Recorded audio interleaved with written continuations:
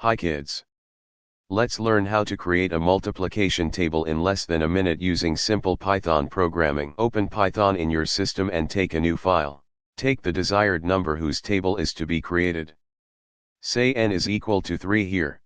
Now take another variable x, and put x equal to n multiply by 1. Then print the first value as shown here. Now multiply n by 2 and print. Then n multiply by 3 and print. Similarly n multiply by 4 and print. Same way n multiply by 5 and print. Further n multiply by 6 and print. Next n multiply by 7 and print. Next n multiply by 8 and print. And n multiply by 9 and print. And finally n multiply by 10 and print.